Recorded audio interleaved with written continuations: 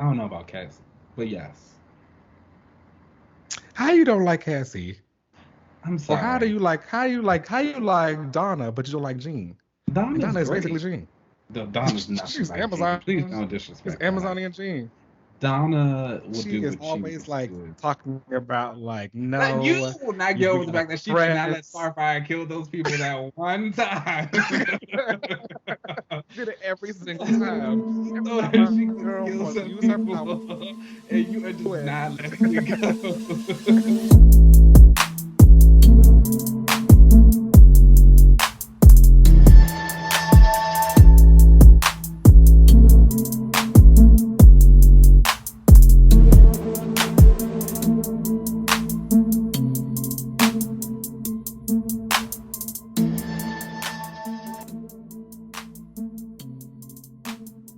He's going to treat her great. He is going to be like obsessed with her.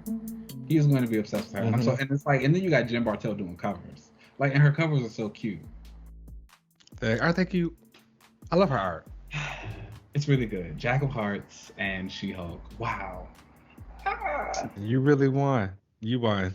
Hello. All right, y'all. Welcome back to another episode of another relaunch. Oh, you know what? This week I am going to be um who am I feeling? Have I been Susan Storm? I don't think I've been the Invisible Woman yet. That's who we're gonna be. Oh. Yes. Oh, can it be the suit The doll. that had the cutout, the boob cutout, the four costume? Oh, hot girl soup. That was fine. That's That was fine. fine. I'm gonna be Jack of Hearts because he's having quite the resurgence this year. 2022 is going to be even better. Love that for me. I do. Already in Reckoning War, and then he's gonna be in She-Hulk. Wow. Shout out to Slot. I know a lot of people don't like Slot, and I feel like I've said this before, but I personally have never read a bad comic book by Dan Slott. Okay, I've and I've heard great things about his She-Hulk. and bringing Jack of Hearts back, it's just like the taste factor is there. It's immaculate. I think he's a great guy. Mm. I think he has me blocked on Twitter, which I don't know why, because I've never said anything bad about him. But You um, probably said something. I honestly think I'm like collateral damage. You know how like sometimes I might retweet something or something, or like maybe I was like blocked by association. You know, some people there's a thing called blockchain where if you block Yeah. someone, it'll like block everyone that person follows as well. Oh wow. Okay. Yeah, Yeah, you may have got hit with a stray. yeah, think so. How Unblock are me, you Dan. feeling though? What's going on? I feel great. I think it was Christmas. I didn't really do too much. I was, Yes. And Merry you know, Christmas. some family. My mom brought me some food, which was like fantastic. That's Uh, nice. love when that happens because Lord knows I don't like to cook. But other than that, yeah. Cool. How about you? Yeah, it was Christmas. I just kicked it. Um, FaceTime the fam, said what's up Okay. to everybody. You didn't go back to Um, this year. I was not going back. No, it's too cold. I'm not doing that. That's the word. I've it finally like got cold here in DC. It's been like weirdly in the 70s and stuff every day, but like this past week it actually dropped below the like 50s, I want to say. And I was like, oh, I'm not going Mm. outside. I have been in the house. I've been replaying Destiny, which has been fantastic. Mm. My Hunter class, if you guys are into Destiny, and you don't join me yet to play. I'm kind of building myself back up. It's not looking good, but in a few weeks, pass me the names and we can do something. Yeah, I was gonna say the same because I'm also like on Destiny, but you gotta give me some time right now. I need better gear. I need better gear. Okay. But all right, let's go ahead and get into these comics of the week. Up first is Nubia and the Amazons, number 3. And this is written by Vita Ayala and Stephanie Williams, with art by Althea Martinez and Domo Stanton. And yeah, we're learning more about Themyscira and Nubia and all of the different like challenges that she's had to face, and all of the Amazons kind of getting reacclimated to living again because they were part of the Well of Souls before. So this issue opens with some of the Amazons going fishing, and they like get this behemoth of a shark thing that they Mhm. catch, And Bia is having some like problems, and then later we find out that she's like having some visions. She's basically going to be an oracle. Yeah. Then there was another Amazon, Andromeda, and she ends up getting possessed by Medusa, but it seems as though she like kind of like not asked for it, but like allowed. Yeah, she like I kind of got that vibe too. She plotting, she's nasty. Yeah. I don't trust her. Yeah. So I was like, I don't know what's going on there because it looked like you were like okay with that. Yeah, and then we get Bia having her oracle vision of like this woman who was bound and tied and thrown into the ocean, and there was like these other women at the bottom who were like reaching for her, but they were stones. And so you have no idea what's going on there, but it's a sad vision. And then Nubia is waking up with her boo thing in her bed chamber together, you know. I would have liked her trying to be a black to woman, clear her thoughts. but shout out to her at least being not white. Right, yeah. Yeah. One day we'll get it. One day. Almost. So cool. But Nubia is having these like issues with basically acclimating to being queen and no longer the guardian of Doom's door. She feels as though she's like still like stuck in warrior mode basically. And then Andromeda shows up and she attacks, and this is when Nubia kicks ass. And yeah, they have like this cool fight scene, and yeah, Andromeda ends up like kind of coming to from Medusa, like controlling her, and then like yeah, I don't know. What do you mean? What do you mean? What don't you know? Are you not? I think she's really perfect. I think she's yes. She's got a little bit of the perfection filter on her. But again, I think I don't mind it for Nubia. Nubia is like kind of still in my eyes a little bit of a new character. Yes, she's had some appearances here and there and whatever, like in the 90s, but for most part, this is probably the biggest telling of her that we have, and like getting to know her personality and everything that goes about her. I've said this before. I think she has about as much personality as Diana has, and reading this does not change that. They are very similar in the way that they act, and it's like they're sisters. So, yeah. But at the same time, we've let Diana do it for 80 years. I'm fine letting Nubia do it as well. Let Nubia do it too. That's right. Yeah. That's when I was reading this. I was like, oh, this is just like a Wonder Woman. So, yeah. Nice. Now I think the art's nice. She looks good. She does look good, yes. I do love all of the different like armors and stuff that she's been wearing in these books. I like that they've changed them every issue too. So like she's switching up costumes and stuff, you know? Yeah, it was like she's got a few looks already, which is like really nice. Yeah, I like that a lot. So yeah, we're basically Doom's doorway has been like kind of creeping out, so we're gonna be seeing what's going on with her and Medusa. Yeah. Is this? I kind of like that they're like building Medusa as like her like villain. Yeah. Is that gonna be like her like she needs one. I mean, her arch villain? Yeah, that would be Cersei. Good I guess it's like Diana. So yeah, that makes sense. And like Diana has killed Medusa before, yes, or like I don't know. Apparently she's still alive, so maybe not.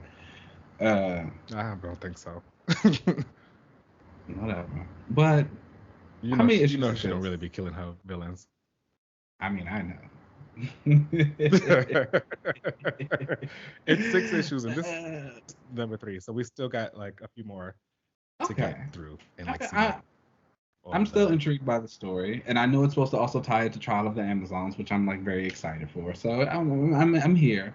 I appreciate what this team is doing. I wonder if Nubia is gonna get like another like mini or a actual ongoing after the Trial of the Amazons.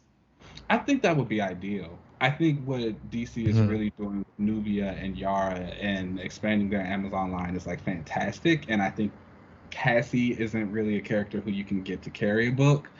Artemis is not really like a solo character just yet. A lot of her stuff is still tied into either Diana or the Outlaws when she goes off and hangs with them. And Donna is just too convoluted. Don't nobody got time for that.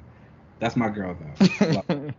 So I think kind of using Diana, Nubia, and Yara as like the three to like really explore that entire like group is the perfect way to do it.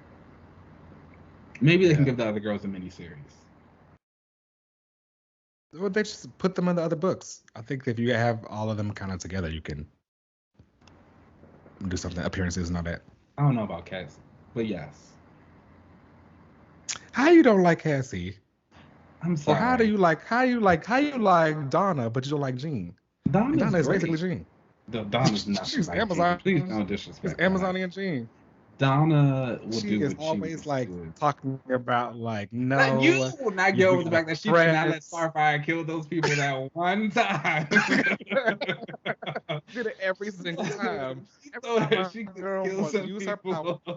And you are just not letting it go. No, she couldn't kill those people. They didn't do anything. Should never kill them. All right. Anywho.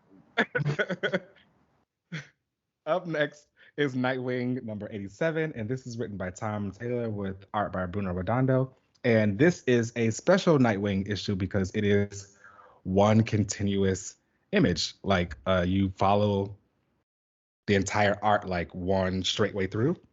Okay. It's a very like feel good kind of story. You know how Tom Taylor can do. I feel like you say that with every Nightwing issue at this point. You know, it's Nightwing, so like I understand like being good, but like sometimes, like I'm saying, Tom Taylor can get a little too kumbaya. And then like, I think you people have like, I'm sorry, Nightwing is not interesting. Yes. I think we just need to accept that like he is. I will never take away. I think he is the epitome of what a DC Comics character like should represent in terms of like heroism and like all of that stuff. He is Superman and Batman combined. Never gonna take that away from him. But it's like that's only interesting when he's like in that leadership position or he's with other people. It's not when he's by himself. Don't nobody care. What's he gonna do? I like when he has more of a supporting cast around him. Call Barbara again? Didn't he just do that? Well, yeah, she's in this issue. And, that's exactly what he did. Because he is back in Bloodhaven, and as we like kind of started with this arc previously, he announced that he was going to be like changing Bloodhaven with all this money that he got from Alfred passing. That he was going to be basically he's like the Bruce Wayne of Bloodhaven. Well, someone put a hit out on him, and not for Nightwing, but literally for Dick Grayson. So this issue, you're pretty much following him from the minute he gets attacked to like him putting on his Nightwing costume and flipping around. And beautiful art. Bruno Redondo is like somebody needs amazing to break stuff this in this. back. Okay, let's talk about it. Somebody needs to break his back. Nightwing needs okay, because Nightwing, you want him to have a dark moment? Yeah, someone needs to. Or was that Rick when they shaved his head? Oh well, yeah, he did get shot in the head. Yeah, that was Rick. I mean, damn, he did get shot in the head. Why did he shoot him in the head? Yeah, no, he's had a lot of things like that happen to him already. He needs to get his back broken. Okay, like, and I feel like if you were to make a Nightwing show or like a Nightwing animated series or something, what storyline with Nightwing would you follow? Probably something with the Court of Owls, where he was like this, like they were always working on getting him to be this like thing with the owls. Okay. Whatever happened with that? They still like kind of run around Gotham and they still kind of like, you know, take over Gotham and stuff. But yeah, they were planning on having him become like a Talon and have Talon probably be. I think I've seen that costume before. That's a hot one.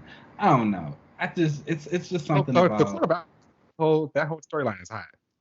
it's Mr. Grayson just needs something. Mm. It's every time you tell me about a Nightwing book, it's either bad or it's like it's feel good. They're never bad. They're just always right now they've been too feel good. I remember the people trashing Rick Grayson. And the Agent that 13 thing.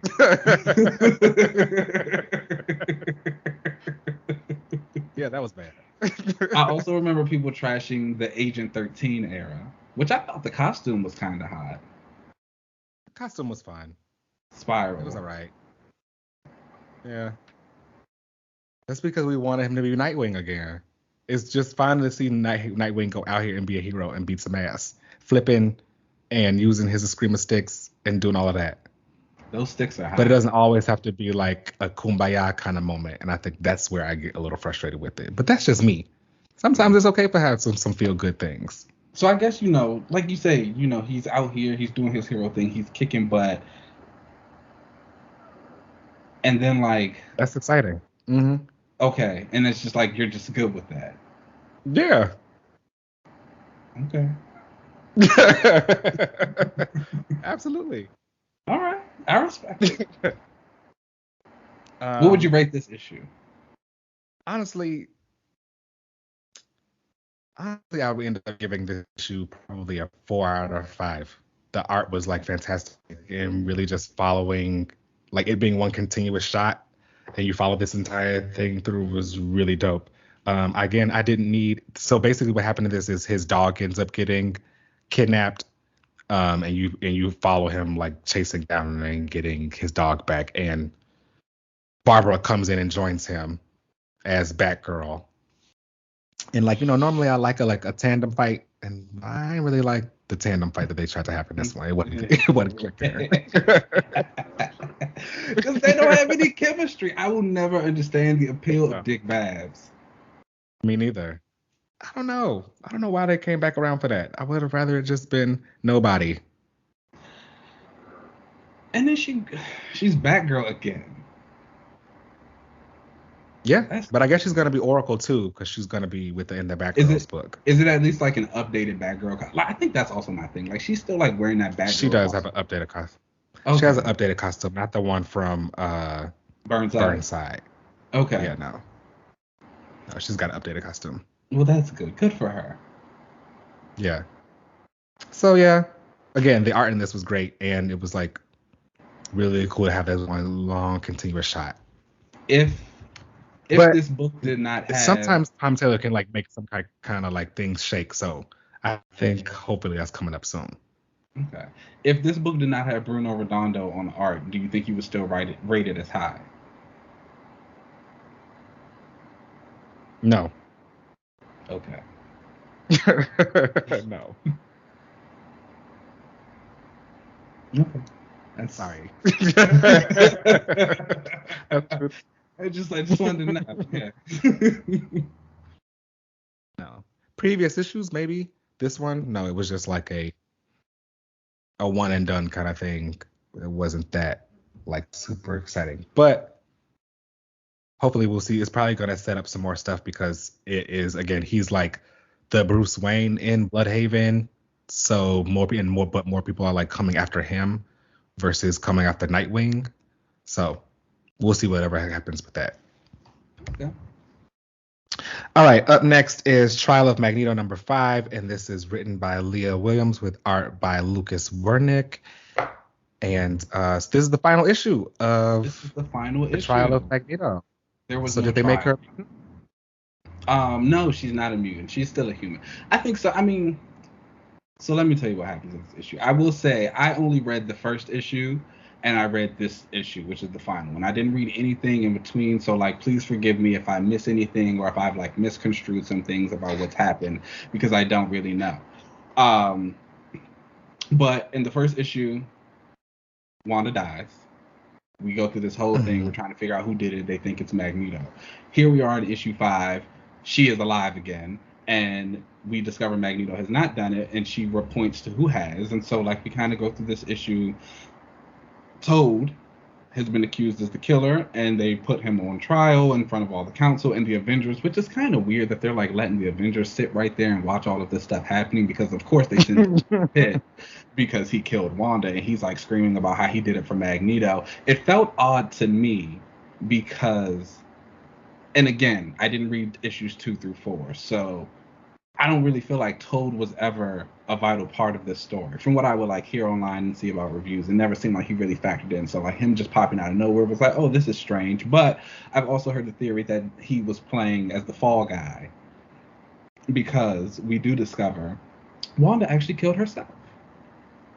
It was a plan by her and Magneto, and she used a spell that like choked her and did all of the stuff that they said happened to her, like being strangled and like tied up by metal, and she did an enchantment that she to Magneto. This was so she could get close to Hope, because she wanted just MacGuffin it all. And she like told Magneto that she wanted to do something for the mutants, and she felt like if they went to the council and then with her original plan, that they would reject it because it's her. And so my thing was, I feel like they could have just told everybody. What was her plan? Oh, so here's the plan. She works with some other mutants that are very important to the island. So she grabs Proteus, Lorna, and she's there. And who else was there? Oh, dang, now I forgot who the important child. Oh, Legion. Whoops, my bad, Legion. And she's like, you know, you guys are all the children of very important people to Krakoa. Proteus is kind of confused about that. He's like, what are you talking about? My mother was dead before this island was ever here. And she's like, oh yeah. So I guess maybe that's supposed to be some type of hint that like Wanda knows about Moira. Maybe Magneto told her. I don't know. Maybe like she picked something up magically. Maybe she was just confused. Who knows? She did just come back. And so she talks about how she needed to work with these people to do something. When Lorna's in the circle, it doesn't work. And so her and Lorna have a moment, and she's like, you are still Magneto's daughter no matter what. Like, he's raised you. You're just as much my sister and all of that. You're just as much a part of this family. So she gets in the circle, and then she does this spell, and the spell creates an Elysian fields for dead mutants, and it like traverses through space and time, and it adds about, I want to say like 2,000 new mutants to the resurrection queue. She has like now made it so everyone can actually be brought back. Oh, okay. So like all mutants who weren't a part of the Cerebro backup, like when it first happened, who missed out then, like, all of the people in the future. So like Bishop's sister S.W.O.R.D, how she died like a long time ago, now she can come back. And so they finished it off with the resurrection, and who do they bring back but the one Mr. John Proudstar, Thunderbird. Oh, all right, I like him. That's cool. I don't think I go that far, but it was really interesting to like see him again. Actually, I think I like Warpath a lot more. Yeah, that's what you're thinking about. But, you know, it's like a thing. Storm comes out and welcomes him, and then we cut to the end, and like Exodus is telling his little story to the children around the campfire, and he's like, you know, we always talked about the Pretender, but now we're going to talk about, she's got a new name. They call her now the Redeemer. And she's sitting next to him, so he got real quiet, and she starts telling her story about the witch, and then she makes this like little symbol with her hands, and it's got like an M, and it looks like she might be getting her own series. Oh. Maybe. That's what it seems like it was hinted at. Billy was on the island too, which was like a win for me, so shout out to that. Northstar. And the Human Zone? I mean, Northstar's husband Kyle is there, yes. So they were. So that makes sense why Wiccan was there too. Well, Wiccan's a mutant. So. How? How could that be? What do you mean? He's got an X gene. When did that happen? Did he magic one himself? He's always had one. His power is reality warping. So he warped his own reality and made himself a mutant? I think he was born. Right. That's how he got it. That's more Franklin's story. Well, his mother is like she's a human. Well, humans have mutant kids all the time. Huh. I don't know what to tell you. I mean, they said they letting anybody on that island now. I mean, Wanda's there. And you know, wow. Wanda's And I'll be there, real. Wiccan's there, to And anybody. I'll be real with everybody. Oh, there was actually a really nice moment that I was gonna say. North Star, I guess apparently in Alpha Flight he had a daughter at some point in time, and she like died. I think I saw in the story it says she died of AIDS, but apparently she would have So I been a, don't think I remember that. apparently she would have been a mutant also, and because of the resurrection cube thing that they have now, they're able to bring her back. So he's gonna like get his daughter back. So him and Kyle are going to be like gay dads, which is gonna be cute for them. And the Elijah Fields thing is also something that people can do to like not have to do the crucible. So if you don't necessarily want to like fight to the death to get your mutant powers back, you can just I guess die some other way. So you can go sit in this queue and be brought back. So I personally would still pick the crucible, but that's just me. Yeah, I don't like that they took the Crucible like away. Oh, What's the I point don't of having even the Crucible then? I don't even necessarily know if it's like a way. I just think it gives more of a choice. I feel like, which I guess for story purposes, it can make sense. You could have a lot of people who feel uncomfortable with that. I think when you think of Way of X and the character Lost, when she was doing her Crucible match against Magneto, and he's like shooting all these metal shards at her, like cutting her, and she's not a fighter. So yeah, something like that, she probably might not want to do it. However, you got a Danny. Danny's probably gonna be like, yeah, let's go to the Crucible. What's up? Or Arrow, as we saw Well, with no, that she's issue of not, Hawk. because Cosmar asked her and she said no.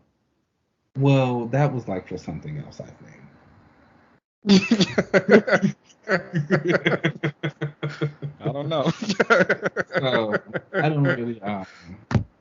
But New Mutants is a very nice book, though. They don't do too much like stuff there in regards to that, so I can understand. But like an Arrow or Apocalypse, so I think it's like just something to have. Do you want to be like the fighter and fight for this mutant thing, or do you just kind of want to be like, I'll just go sit in the queue? I don't know. I think it was a fine issue. I think Kind of defeats the purpose of it there. maybe they felt it was bad. I mean, it's also Wanda. It's like whatever. Of course she know. Of course she want to do something where you don't fight. Anyways,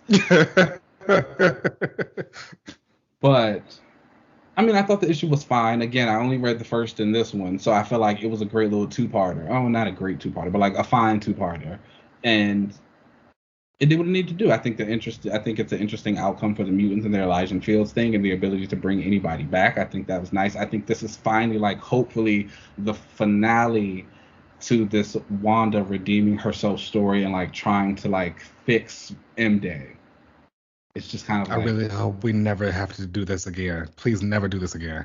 don't ever. But I want to hear feel like, unfortunately, it's going to happen again because there's going to be some writer who doesn't think that this was enough. I mean, I don't know what else the girl got to do at this point. You know, because didn't she Like already she already brought the mutants back before with the during at the end of AVX. AVX. She's done it. She's done it like a couple times. So it's just like I'm good on it. I don't know. Like I said, there was that little teaser. It seems like she might be getting a book in the future. I don't know. I honestly am not sure if she's still going to be on Krakoa. I personally am in the camp. I do not understand why people would want Wanda on Krakoa. I don't really see what she was going to do or what purpose she serves. That's just me. But So how did she get resurrected after she died? Hope brought her back. From what I heard. How? But she's a human, so I thought they could only resurrect mutants. Again, I did not read issues 2 through 4, so I am not the best person to ask. I asked. Oh wait, didn't they? I think I've seen pictures of or panels of like that they resurrect a version of her when she was a mutant? Because like didn't her memory come back and she didn't remember who those people were? I mean, but that wouldn't like make sense because the whole thing like she was just never a mutant. Right. I need someone to explain that to me. I don't know. I just know that Shark can come back and Wiccan's on the island, so I'm feeling good. Well, like we saw, little anybody on it, so Wiccan being on it isn't that special. His rise to leader of the X-Men is on the horizon, and I cannot wait to witness it. I mean, if they let Wanda there, they can let him there too. Anybody could join now. Well, Wanda's daddy's there, and her sister Lorna are going to be like besties. They were hugging and crying together. Well, Lorna was crying. I'm sure. I'm sure. If there was one thing that was gonna have with Lorna do is cry. That I know. Yeah, she cries a little bit. I've kind of noticed that. But I What would think you I would rate this issue? I'd give it like a 3 out of 5. Wernick's art is like very beautiful. Again, I felt like there were some things that felt a little odd, like character-wise, voice-wise, but I genuinely think the stuff she did with the magic and the spell casting and like doing the Elijah Fields, I thought that was actually really interesting and a nice little feat from Miss Scarlet. Yeah. Trial of Magneto. There wasn't really a lot of trial. Magneto did seem kind of upset that they were like throwing Toad into the pit, and I think this Toad going into the pit thing is going to tie into Chris Laval's Sabretooth series. Because more people are in the pit every day. Toad's there. That's true. Nanny and Orphan Maker are there. I think didn't that girl with the antlers go for killing that I know man? I didn't finish X-Men Green, but probably. Oh, yeah. So. Well, there you go. That's probably a team. Who knows? All right. Well, up next is S.W.O.R.D number 11, and this is by Al Ewing with art by Jacopi Cagni. And this is the final issue of S.W.O.R.D. Is it? And it is. Last one. That was quick. Right? So last issue of S.W.O.R.D, previously we saw that, or at least we thought that Wiz Kid was going to be the mole, but really he wasn't. He was playing a triple agent and working with Agent Brand, and they had shot S.W.O.R.D like out of the sky. This issue, we get this really cool scene, in my opinion, of Manifold basically opening this warp path and like shooting S.W.O.R.D back into space, which I think was really cool. At the same time, Cable is on the ship using his telekinesis to steer it and make sure that it can like not crash into Australia, which I thought was a pretty cool, like, I'm working with them. But at the same time, his techno-organic virus was getting out of control and he's becoming more machine. Then back on Mars, we have Storm basically ending the fight with this like psychic legion of 5, which I thought was interesting because I feel like this team was like kind of like the Legion of Superheroes. There's this team called the Lethal Legion.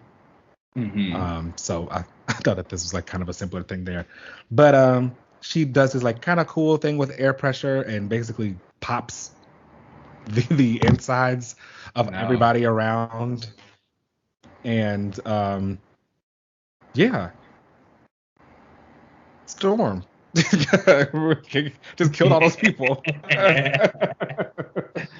You know, you and Storm. But I mean, they were assassins, so they had to go. You got a thing with Storm. No, we got to work out. I don't have a thing with Storm. I know where I feel about Storm. I like watching Storm use her powers.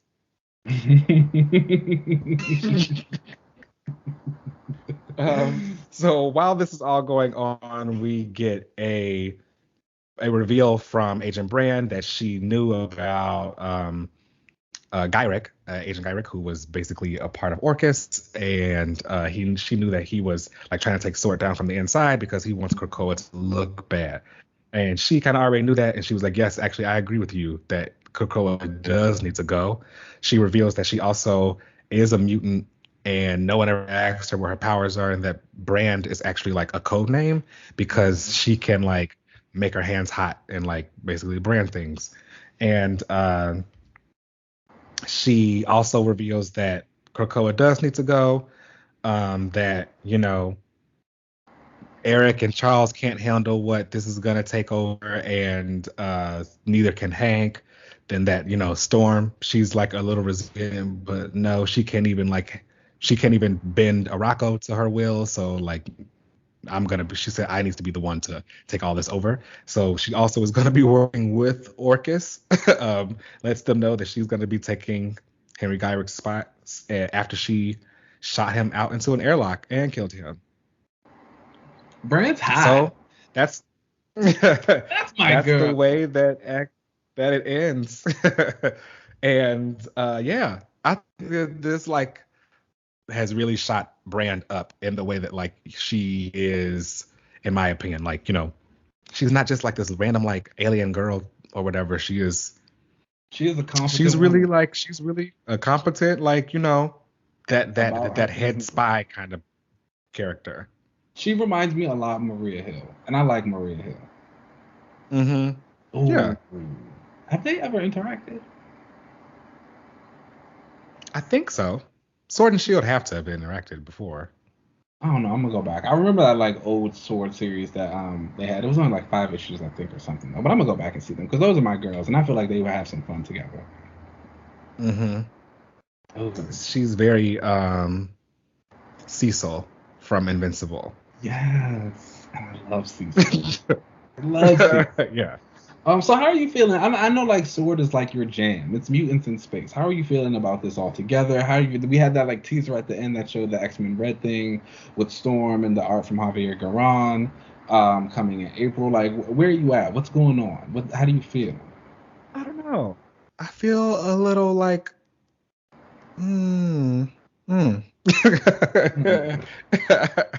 That's how I feel about it. Very because like I was super excited about this and the way that they had all these like departments of S.W.O.R.D, and we were going to see them going out on missions and stuff, especially when they went into like the White Hot Room and got that Mysterium out, and like that was really cool. So I was expecting it to be a lot more of them going on missions, establishing S.W.O.R.D as a real like thing for the mutants. But then it kind of quickly just turned into a Storm solo, basically. Where we found out more about her being on Araco. And then it was also taken over by the tie-in, so a little underwhelmed is how I feel. But as it turns into X-Men Red, we'll see. I like to see who else is like on in the book. So if X-Men Red were to turn out to be like a Stealth Storm solo again, do you think you'd be in or out? Out. Okay. Because then just call it Storm. Which like I think like Regent Storm is a solo of itself. I will never shy away from the fact that I never thought Storm as like a solo thing could really work, because it would just end up being an X book. Yeah. But now that she has had like this whole Regent thing, and like she is the speaker of Soul, you can follow her and do everything that you want with her. Just call it a Storm solo. That's fair. But if you're going to market it as X-Men Red and it's an X-Men team, then I expect like some team stuff in it. That's fair. I remember that was a big issue people had with Excalibur. And Betsy. But that's fine. I got myself excited about Knights of X, by the way. So shout out to that. Okay. You know, I was just really thinking, you know, I was like doing some reading or stuff over the weekend, and I was like, I really like Otherworld, and I think it's such a big opportunity for like world building and just like all the kingdoms and stuff that go. I'm a fan of Asgard. They're kind of like the same thing a little bit, so it's just really exciting. And when I think about like Captain Britain and what that does, like that's like, you know, we often talk about how sometimes we like our faves to like get out of their element and like do other things, and like Captain Britain is the way I get Betsy to do other things. And it like makes sense for her. Exactly. It like makes sense for her. It works. It's where she needs to be. It introduces an entire new aspect to her, like heroism and her story, and like we can finally move away from like body swaps and like whatever. Yeah. I'm here for it. Knights of X is gonna be cool. Yeah. Like you said, as long as they still get to stick to the core of Betsy and who she is, that heroism and beating ass, it'll be great. It's cool. But when it comes to she's a champion. Period. But when it comes to S.W.O.R D, I thought it was a fine book. I think, again, I kind of agree with the point that it did fall a little bit more focused to Storm, especially like after the gala and stuff. We had like a moment here and there with like WizKid's issue, even bits of this one. But the underlying theme seems to be going towards Storm, Arakko, Mars, Planet, which I do find interesting. I also like Storm though. So I'm kind of cool with it. Like, are we going to be exploring that planet, or like what? I personally think What that are they she's going doing to take there? like some Omegas with her to Mars, and I don't To know do I don't know what they're gonna do, but like what? that is interesting. Okay. Maybe like help stabilize it. They like built it, and you know there's been issues here and there. Okay. We'll see. I don't know. I don't know. I don't really know what to expect from a lot of the X books right now. Some of them seem to be giving us a lot of the same. Is she getting her team to like police it? Oh, I don't think the Iraqi mutants would allow that to happen. Right. They already fighting her every day. Every day. I don't know. We'll see. I think, like you said, the region thing is a lot of opportunities for Storm. I do agree that if this is going to be another stealth solo, like we should have like kind of just bit the bullet and like they should have really been like, this is a Storm solo. And like again, I feel like there's a debate every so often to be like, who is Marvel's premier female character? And it's like we need to put all of that to bed. There's no debate. It's always just Storm. It's Storm. And it's like people, and it's like it's just like everybody knows who that doll is. Like any black woman with white hair, who you think of? When I was reading Black Manta, what I say? It's always like, Storm. She looked like Storm. Every time a new dark skinned actress pops up on the scene, everybody's like, "Oh, she's Storm." You know, and I guarantee, if you were to ask like 10 random people on the street to name 5 comic book characters, Storm is going to be one of them. Every time. And it's just kind of like, I think Marvel is starting to realize that, and I just wish they would like really just have the confidence to be like, okay, we know it. Here she is. Even if it doesn't sell 1 million on the first like try, whatever. Most of them don't. You got to keep putting them out. Just put it out. That's me. That's me. All right, y'all. Well, that brings us to the end of the comics this week. Did we have any shout outs you want to give? Yeah, there were a lot of nice little books out. Catwoman 38 came out. That was the finale of Ram V's time on the book. Teeny takes over next issue when she's taking Selena to the strip club. So if you guys want to check that out, come on in. Moon Knight number 6 came out. That continues to be a really good run. Phoenix Echo Song number 3 is still kind of weird. I don't think I would recommend this to people. I think at this point I'm just going to finish it just to finish it. And Avengers 51 was also out this week. That was a really good read. Jason Aaron's run can be like a little up and down sometimes. He does not know like what to do with the Phoenix. It's become like this weird convoluted mess. But there's a lot of really fun big action. I think I've said before, it feels like a big action movie or like just like a blockbuster that you see in the summer. And that's what this gives. He's got a new Masters of Evil team that's really cool that I think people should check out. That's that. All right, boom. All right, well, let's take a break and then we'll come right back. Cool.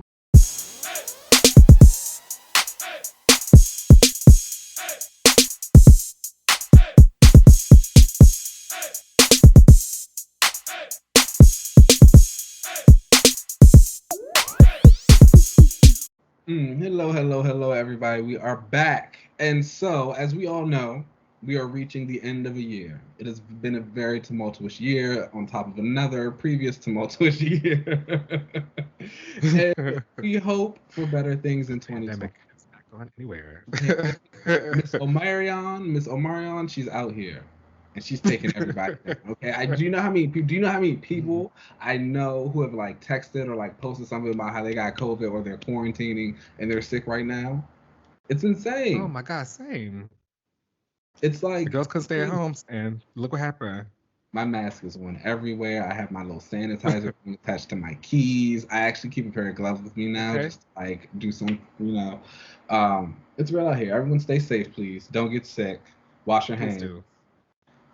It's the world. But despite all of that craziness, there were a lot of good things that happened this year, especially in the comic book world. So today we're going to be going over our best list, and we have 10 categories that we're going to be going through and kind of, letting the people know what we loved, and hopefully you love some of it too.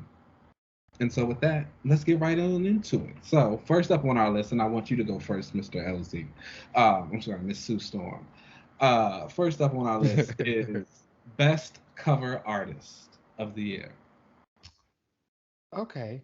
Um, One of my favorite cover artists of this year was definitely um Bruno Redondo and all of his Nightwing covers. I thought they were really, really like fantastic. Another favorite cover artist was Mahmoud Asrar and his Excalibur covers. Excellent choice. Um, I mean, Told the no story. shade, but like it really told the whole story right there, like on the cover. Like you knew exactly what was happening in the book, for sure. Um, those was some of my best here. Marco Gittetto's covers on Daredevil were really great. Um, and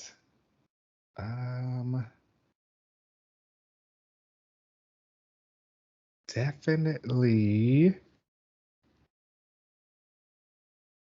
I'm trying to think. Was that how many was that? Four? That was four. Circle back. Circle Okay. back. Okay. Circle back. So on my end, like you said, there were a lot of great cover artists this year. Marco Chetto's Daredevil, Mahmoud Asrar's Excalibur covers. Daniel St. Perry did some great ones for Action Comics. Bruno Redondo over there on Nightwing. But hands down, my favorite and best cover artist this year goes to the one and only Peach Momoko. I don't know if the people have been looking at those Demon Days covers, but they are phenomenal. Mhm. And not only are they phenomenal, but every variant she does for any book with any character just looks good. She has a style that is so unique, that is so very much her. You know it's Peach Momoko work as soon as you see it. And she stole the show for me. Love her. Shout out to her. Much success. Please continue going. Draw more of my favorite characters. Thank you. Yes. Okay. So next up on our lovely list, and we'll hand it back to you with this one, is your best interior artist of the year. Ooh, okay. I want to say RB Silva and everything that he Okay. was doing in Fantastic Four. Fantastic. I know he also did I don't know if he did a couple issues or just the one issue of Excalibur. I love that he did this year. RB Silva and Interiors and Daniel Samperi, Action Comics. I mean, Beautiful. Beautiful. that's honestly who is definitely my best interior artist for this year. Okay. Okay. Again, like lots of really great artists around this year. Shout out specifically to DC. I feel like a lot of their artists have really been killing it and just like taking their pages to the next level and like carrying that emotion and weight of the story. However, my best interior artist actually comes from an indie book, and that is Felipe Andrade, who did The Many Deaths of Layla Starr. I think Oh yes. you know what Felipe did on the page. I think when we were reviewing it, we said it a little bit how it felt like water. It was just a flow, and there was just so much emotion that was carried throughout the pages. And the subject was very heavy. It was about like death and life and rebirth, and the mood and tone that was set in that series was carried phenomenally. And I don't think I saw a better issue this year. Lots of great ones, lots of beautiful ones, but like this one was just like really poignant and hit home for me. Shout out to them. All right. And next up, we'll go to our best colorist of the year. Who you got? Okay, I am going to say Marte Garcia.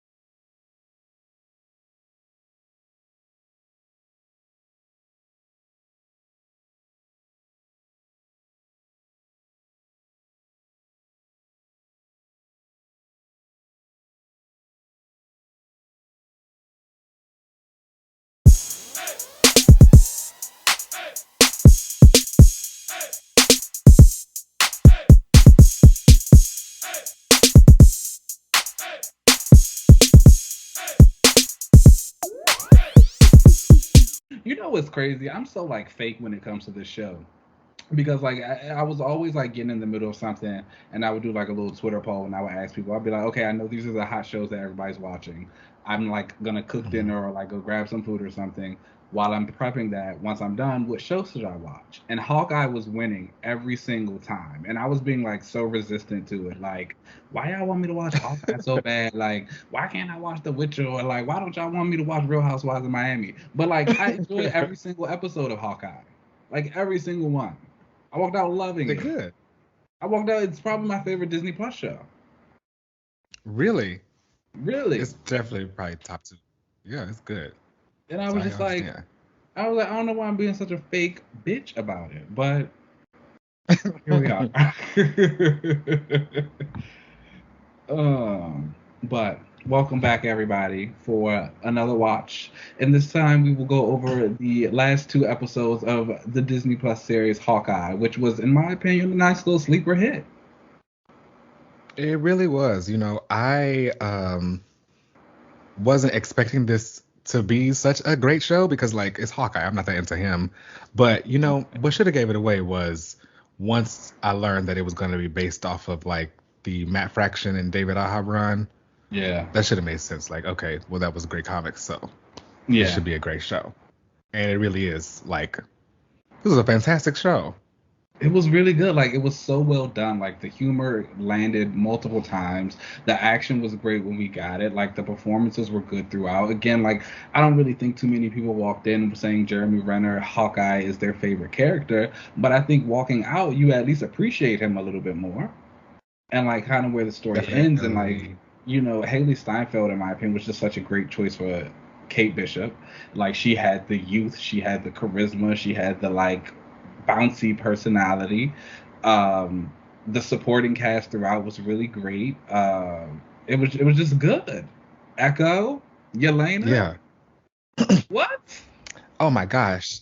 So that's what episode 5 started with, was with Yelena and the other Black Widow, Sonya. They were like back in this like a few times back in 2018, they were going through Black Widow, trying to deprogram, you know, all the Black Widows, because we saw that in the Black Widow movie. But she didn't need to be like deprogrammed. She was just living fine in her rich house. And so they sit and talk with her, and Yelena like goes to the bathroom, and she was snapped away. Yeah. So it's so interesting that like in their universe they call it blip. So like that's just like colloquially what they call it. But though like that don't make sense to us. But back in the present, we find out about how like Eleanor confronts everything about how like there was that shell company, the what's his name? Swordsman. I'm gonna call him that. His shell company, and she calls the cops to come arrest him, and then I'm trying to remember what happened after that. Oh yeah, that's right. Clint put on the Ronin suit and like fought Maya in that like parking lot, which was like a really dope fight. Really dope great fight. Scene. Really great scene. She's been doing like she's been killing it. The action scenes in Echo, like fantastic. And like for this to be her first acting job, like performance, right? Rock star. I'm so excited for the Echo series. Yeah, I'm really excited for that. You really went with that, because she's been killing it as Echo. Yeah. Then she also kind of learned during that fight that like he got tipped off about the whole gang from her boss, who we later found out is Kingpin. And then she started putting it together that like, you know, the Kazi, her cousin, like why wasn't he there? He was like the right hand. Why weren't you involved? And she pretty much just put it together that like it was a setup. Yeah. So that probably episode 5 too, we also got like that really cool scene between Yelena and Kate when she broke into her apartment and she's like got the mac and cheese and they're Oh just yeah, like talking. yeah. I thought that was like such a just fantastic scene for both of them as just actresses and how they were like playing off of each other and like they again both have a lot of charisma in the roles that they're playing. Yelena's accent, I don't know if you're Russian, please tell me how Yelena's accent sounds. I think it sounds great personally. Right. Um, Yeah. but I don't know what everybody else is giving with it. And it was just like a really nice contrast of the two characters, what they represent, but then also like that little bonding in there. You feel like with Yelena, she used to be the annoying little sister to Natasha. Now Natasha's gone and like she's grown up and like here Kate is the new annoying little sister and like that energy is just like real and she you can tell she's like genuinely enjoying her. It's like she said, she's like, thank you for the girls' night. I might have threatened to kill you and do all that stuff, but like I'm having a good time. And then even so, at the end, when she follows Eleanor and sees him with Kingpin, and she sees Kate, sends Kate the information, it's like, this is who hired me to kill Clint. Thought you should know. Love that. Messy, I love it. Love that. Also really did love when Kate was like, I'm glad I didn't kill you. And Yelena was like, girl. Like, really? So yeah, episode 5, we pretty much see the face of Kingpin in like the phone. And did you think that it was going to be the same Kingpin from Netflix? Yes. At the end. Yeah. It's Daredevil. Well, they can bring everybody back from Daredevil, not Elektra, but everybody else can come back.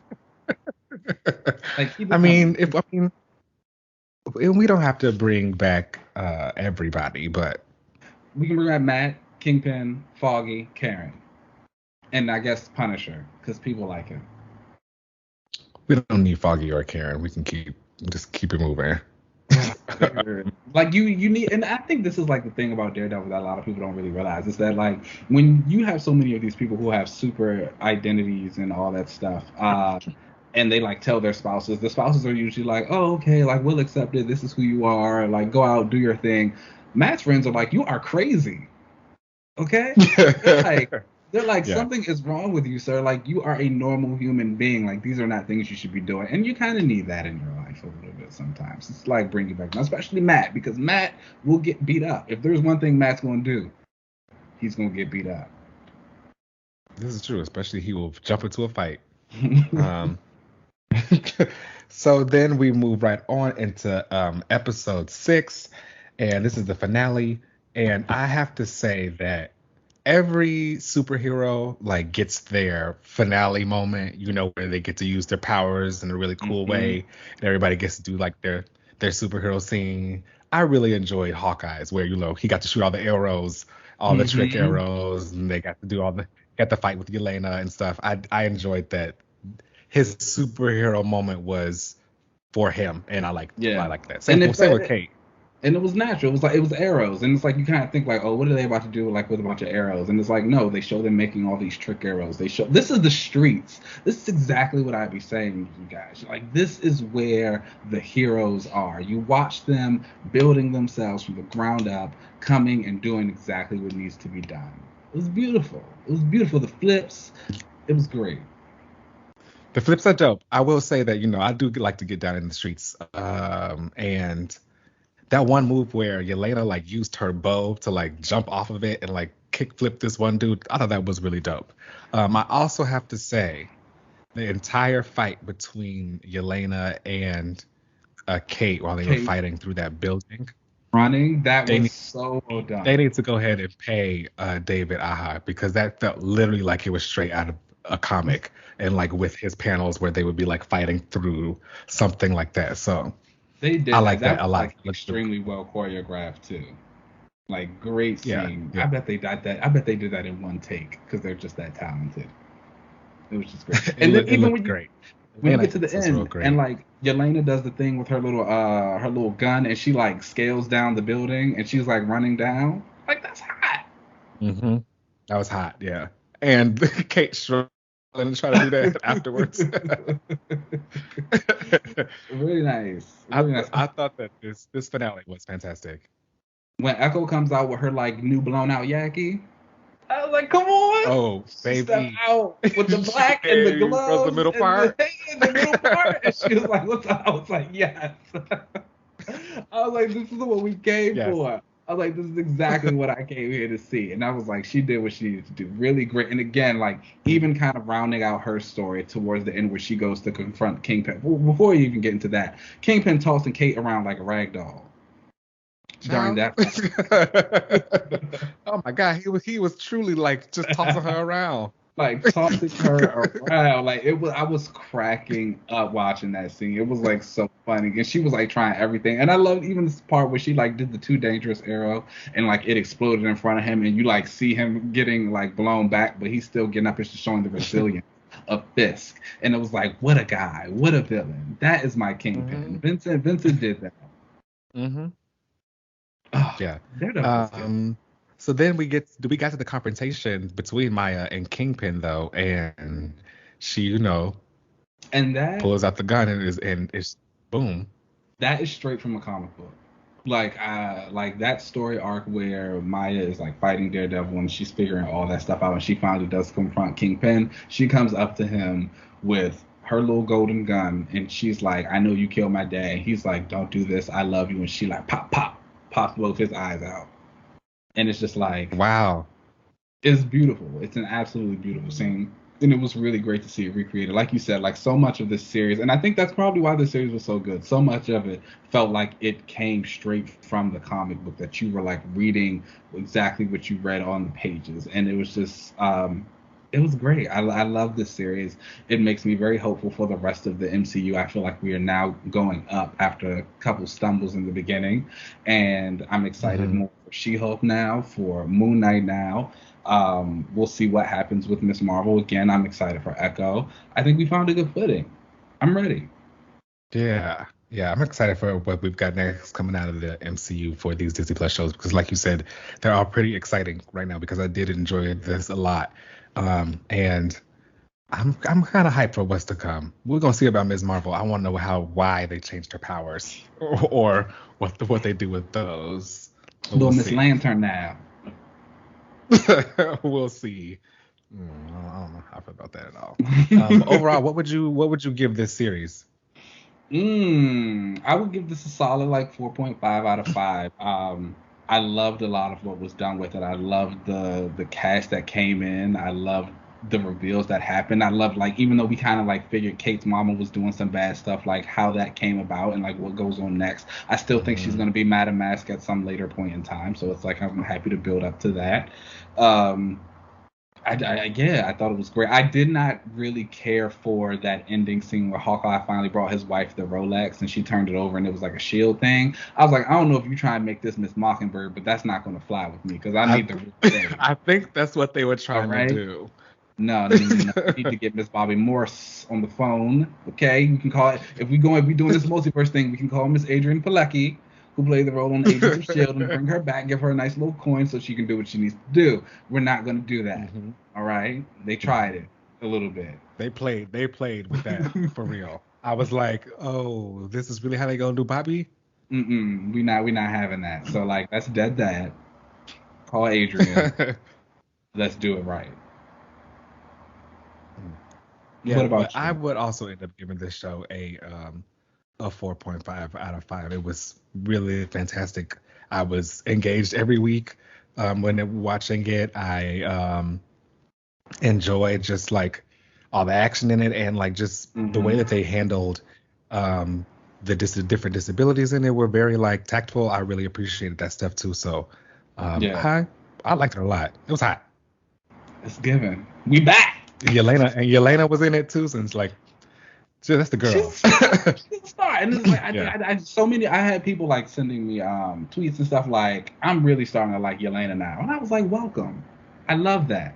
I'm happy that you're getting to experience this. You can pick up Kelly Thompson's Black Widow book that she's starring in right now. There was just the Winter Guard miniseries that she was a part of. Like, let's digest that content. I'm pretty sure the Thunderbolts are still coming to the MCU, so we're going to see her again. She is the new darling. I wouldn't be surprised if we get a little White Widow. I wouldn't be surprised either. Because Florence is killing it as that character, and if that happens, I would not be surprised if she ends up in the Thunderbolts in the MCU. I bet they put her in the Thunderbolts in the comics. love this. I love that song. Turn It's the coming. volume up. It's coming. All right, y'all. Well, then that brings us to the end of the show. Make sure you guys please rate and subscribe wherever you get your podcast. And you can find us at Another Relaunch. Excuse me. You can find us on Twitter at Another Relaunch. You can also find us on Instagram. You can watch us if you want to hang out at Another Relaunch TV on YouTube. You can find me on most social media platforms at Uncanny LZ. Keenan, where can they find you? You guys can follow me on Instagram and Twitter at Keenan Lance. You know there's an underscore at the end. And just want to let you guys know we will be taking a small break for the new year. So we look forward to seeing you again in 2022 and talking with you with all new stuff and all new comic books. And thank you for riding along. It's been fantastic. Yes. Thank y'all so much for riding along. We really appreciate all the love and support. Happy New Year. Yeah, and then we'll see y'all next year. See you next year. Oh my Boom, God. boom, boom. All right, y'all. Peace out.